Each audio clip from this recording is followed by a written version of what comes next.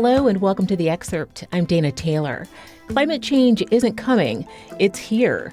But how we view it and how we choose to shape our lives around it varies widely based on age. USA Today reporters looked at a variety of issues and topics, including things like retirement planning and choices we make regarding sex through the lens of generations old, aging, and young. Here to discuss the role of age in determining what climate change means to us is USA Today national correspondent Elizabeth Weise. Beth, thanks for being on The Excerpt. As always, it's a pleasure. The fight against climate change is often associated with younger generations. Well-known climate activist Greta Thunberg, now 21 years old, began her school strike for climate change when she was just 15. Are younger generations leading the push for solutions to climate change, or did you find that it's now widely an issue for all ages? It's an issue for all ages. And that was actually the central issue or the central question we set out to answer, because intuitively you kind of think, well, it's going to be people who are, in their 20s or teens who are thinking this is my life forever. And they are perhaps going to be more riled up about it. It turns out that's actually not true. People are equally concerned at most age groups, though there are variations which we can get into. But that was surprising because, this is really one of those stories where you kind of go into it thinking, oh, I know what this story is about. And then you start doing the reporting and you're like, oh, no, in fact, it's not, which is why we do the reporting. Beth, you mentioned there are variations. Tell me about them. So when you look at the U.S. population as a whole, we've got people from who are over 100 to people who are, in grade school right now. It turns out that the biggest factor that determines how you feel about climate change is not your age and it's not how much money you have. It is your political leanings. And we talked to the folks at Yale who've been doing climate survey work and climate communication work for decades. And basically, people who identify as Republicans are much less likely to believe that climate change exists, or if they do believe that it exists, that it's a real problem, they're much less inclined to believe that it is human caused. They think it's part of natural variations in the climate cycle. Whereas people who are Democrats are almost universally convinced it is human caused, it is real, it is here, and we need to deal with it. And people who are independents are kind of in the middle. So the divide in the US, and this is not true across the globe, the divide in the US is political. Interestingly, and the one thing that's starting to shift, the folks at Yale said, is they're beginning to see that younger Republicans, so Republicans who are in their 20s and early 30s right now, are starting to be more concerned about climate change than older Republicans. How is climate change factoring into some of the life choices being made by Gen Z? And is it having a similar impact on people in other age groups? It was interesting as we started interviewing people, and we interviewed upwards of 30 people, and we looked at a ton of surveys. So you see two things happening. People in their teens, 20s, and early 30s, they're kind of making two buckets of life choices. The one is, they're coming into adulthood and they may never own an internal combustion car. They may just presume if I get a car, it's going to be electric, or they may never, some of them say, oh, I'm never going to own a car at all.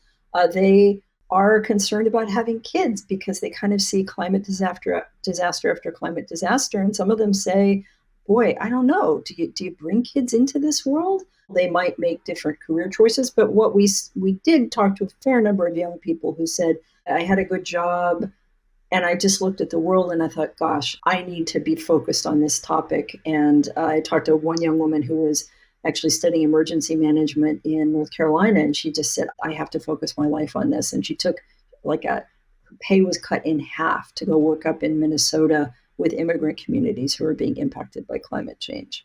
As part of your reporting, I know you spoke with a 72-year-old farmer in Iowa about the causes of climate change. What did he say to you? So, yeah, he's interesting. He's very conservative, very proud Republican, quite conservative.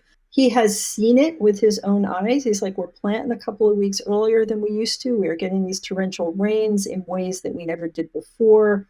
He's been farming the same ground for going on 40 years. So he's seen it. He is not convinced that climate change is in fact human caused. He said, maybe, I don't know, maybe. But he's kind of dealing with it on a day-to-day basis. And he's someone who is making very pragmatic choices about, I don't necessarily know why this is happening, but it is happening. And because my livelihood depends on things like when I can plant and how much rain there is, and when that rain comes, he's making decisions based on that. He was very much somebody who said, I want to reach across the aisle. I mean, he's like, I'm a farmer. We talk to our neighbors. We work together, and I don't have time to yell and scream at people because, we have work to do. You also spoke to a 26-year-old environmental justice coordinator based in Los Angeles. Her focus is on the impact of climate change on disadvantaged communities. What did she share with you? So she's very much working with Black and Brown communities in Southern California, and the impacts, double impacts really, of not just climate change, because people live in neighborhoods that have like fewer trees, it's hotter. They also tend to live where there is the causes of climate change, the power plants and the oil refineries. And that's something that historically has always been the case. And that's where disadvantaged people end up living. So her work is getting the communities that are most impacted, which tend to be communities of color, to both work with the government to clean those places up, but also give them political power to make change.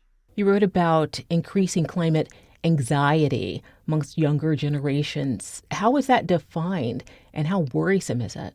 That was another fascinating thing. I spoke to a woman in Illinois who's a horticulturist who's worked for the Illinois Ag Extension for more than 40 years. And she's seeing kids. And so this is Generation Alpha now. These are kids who are 12 and under. And this is the only world they've known. I mean, and partly it's social media, and partly that it's climate change is so much in the news these days. So they're kind of getting barraged with it.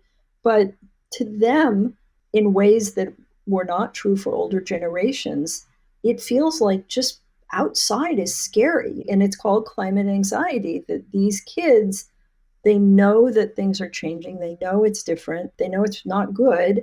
And it feels to them like just outside is scary. And part of her work is teaching them to be out in nature and not be scared of it, because she said, how can you want to preserve it if you don't even know what it feels like? So, she takes them out and they see big trees, and she's like, go climb trees. And they're like, why would we do that? It's dangerous. And she's like, because it's fun.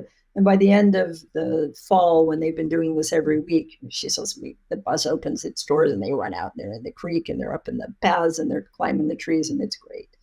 Beth, was the sense of responsibility for addressing the effects of climate change different from one generation to the next? That was different.